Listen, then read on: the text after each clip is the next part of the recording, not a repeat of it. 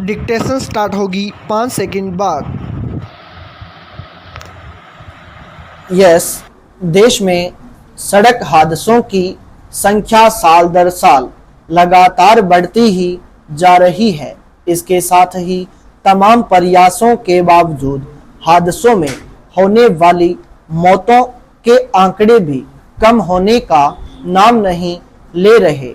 वजह भी साफ है कि हादसों में घायल होने वालों का त्वरित उपचार उपलब्ध ही नहीं हो पाता। कई मामलों में महंगा उपचार भी घायलों व उनके परिजनों के लिए भारी पड़ जाता है। चिंताजनक तस्वीर यह है कि हमारे देश में हर साल 4.5 लाख से ज्यादा सड़क दुर्घटनाओं में करीब 1.25 लाख लोगों की असमय मौत हो रही है। घायलों की संख्या करीब 4.25 लाख है। दुर्घटनाओं का आंकड़ा भी 10 से 15% तक हर साल बढ़ जा रहा है। उपचार में देरी के कारण घायलों की मौत होना आम बात है। इस मुद्दे को सरकार ने गंभीरता से लिया है। किसी घायल की जान को बचाने के यथासंभव प्रयास हों। इस इरादे से आयुष्मान भारत प्रधानमंत्री जन आरोग्य योजना के तहत घायलों के कैशलेस उपचार की योजना का स्वागत किया जाना चाहिए। इसमें घायल का इलाज करने पर अस्पताल को 1.5 लाख रुपए तक का भुगतान मिलेगा। भुगतान सुनिश्चित होने के कारण कोई अस्पताल इलाज में आनाकानी नहीं करेगा, जिससे मरीज की जान नहीं जाएगी। त्वरित इलाज के इस मरहम को अभी पायलट प्रोजेक्ट के तौर पर ही लागू किया जा रहा है। इसलिए देश भर में घायलों को राहत कब तक मिल पाएगी, यह निश्चित तौर पर नहीं कहा जा सकता। यह बात लगातार सामने आती रही है कि हादसों में घायलों के उपचार का पैसा अटक नहीं जाए, इसलिए भी कई अस्पताल उपचार में कमी काटते हैं। इसलिए यह भी सुनिश्चित किया जाना चाहिए कि उपचार के बाद अस्पताल को भुगतान करने में देरी न हो। असम व चंडीगढ़ में पायलट प्रोजेक्ट के रूप में शुरू की जाने वाली यह उपचार योजना शीघ्रता से समूचे देश में लागू की जानी चाहिए। सड़क हादसों में घायल होने वालों के उपचार के लिए बनाई गई यह योजना लागू करने के साथ साथ उन कारणों पर भी विचार करना होगा जिनकी वजह से सड़क हादसों में मरने वाले व घायलों की संख्या बढ़ती ही जा रही है। चिंता इस बात पर भी करनी होगी कि बड़ी संख्या में फ्लाईओवर, ब्रिज और व अंडरपास बनने के बावजूद सड़क दुर्घटनाओं का आंकड़ा लगातार क्यों बढ़ रहा है। हमारी सड़कें आखिर सुरक्षित क्यों नहीं है। खराब सड़कों के साथ साथ यातायात नियमों का उल्लंघन भी हादसों का बड़ा कारण है।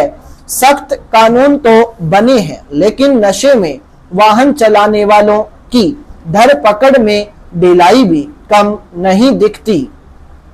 देश को दुर्घटना शून्य बनाने जैसे बड़े लक्ष्य लेकर काम करना होगा। काम मुश्किल जरूर है, लेकिन असंभव नहीं पाई पैरा चेंज। वैश्विक अर्थव्यवस्था में भारत का योगदान अद्भुत और आश्चर्यजनक है। न केवल उसके विदेश में गए कार्यबल की वजह से, बल्कि पूरी दुनिया में भारत के व्यापारिक घरानों द्वारा किए गए निवेश की वजह से भी। आतंकवाद की वजह से हुए विस्थापन ने विभिन्न देशों की अर्थव्यवस्थाओं में भारतीयों के योगदान का स्वरूप बदला है। आज आतंकवाद वैश्विक खतरा है, जो न केवल श्रमिक वर्ग को आतंकवाद से ग्रसित देशों से निकलने बल्कि भारतीय निवेशकों को भी ऐसे देशों से दूर रहने को मजबूर करता है।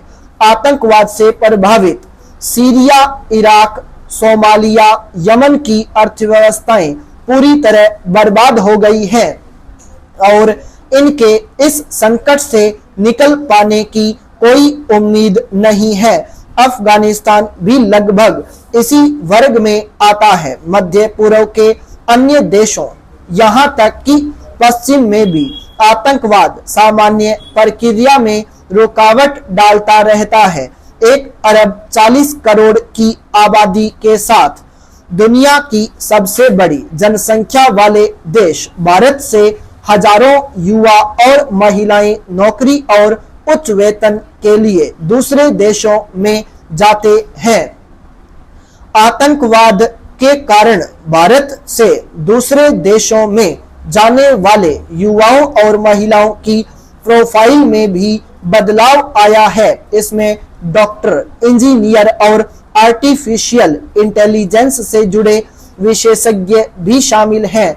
अपने मेजबान देशों में आतंकी वारदातों के चलते जब वे घर वापस आते हैं तो मेजबान देशों और भारतीयों दोनों को नुकसान होता है। भारतीयों की वहां मेहनत से कमाई धन संपदा छूट जाती है, साथ ही उन देशों में जहां उन्होंने अपने कौशल, बुद्धि और श्रम का योगदान दिया है, उत्पादन कार्य और ढांचागत विकास प्रभावित हो जाता है। दक्षिण पूर्व एशियाई देशों, विशेषकर म्यांमार, फिलीपींस, वियतनाम में नियोजित कार्यबल की संख्या बहुत अधिक है। अच्छे वेतन की तीव्र इच्छा में कामगार वहां काम करने के लिए बड़ा जोखिम उठाते हैं। यह सार्वभौमिक दृश्य है। लेबनान, इंडोनेशिया, इराक, ईरान जैसे देश भी तनावों के लिए जाने जाते हैं। पश्चिमी देश भी आतंकवाद से प्रभावित हो रहे हैं। सिर्फ 9/11 ही नहीं जिसने अमेरिका और बाकी दुनिया को ध्वस्त कर दिया, बल्कि हमें जुलाई 2005 के लंदन ट्रेन बम विस्फोट, मार्च 2004 के मैड्रिड में स्पेन ट्रेन बम विस्फोटों को भी नहीं भूलना चाहिए। फ्रांस में हुए भीषण आतंकी हमलों ने इस्लामी आतंकी गतिविधियों के लिए जगह बनाई है।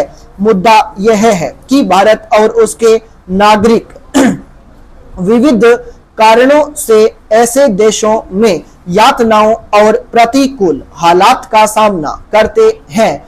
जब मध्य पूर्व या उसके आसपास आतंकी हमले होते हैं, जैसे अफगानिस्तान, म्यांमार, बांग्लादेश और बेशक पाकिस्तान में, तो स्वाभाविक परिणाम के रूप में राजनीतिक और आर्थिक अस्थिरता भी पीछे पीछे चली आती है।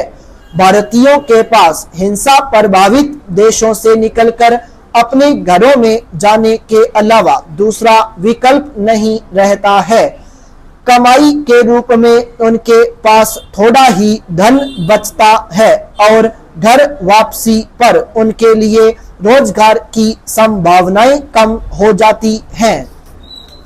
दूसरी ओर जिस देश से वे जाते हैं वहां उत्पादन बाधित होता है या गिर जाता है।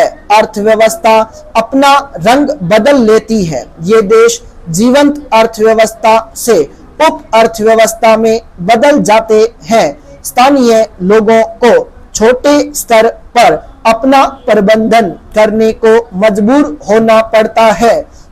यह उप अर्थव्यवस्था फिर कभी अपने बलबूते खड़ी नहीं हो सकती।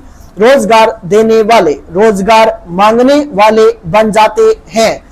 विचार कीजिए पाकिस्तान जैसे देश के बारे में जिसकी पहचान आतंकवाद के निर्यातक के रूप में है। पुलवामा हमले के बाद 2019 से भारत द्वारा व्यापार निलंबित कर दिए जाने से किस तरह की कठिनाइयों में है और आर्थिक रूप से जीवित रहने के लिए व्यापार संबंधों के लिए बेताब है स्टॉक।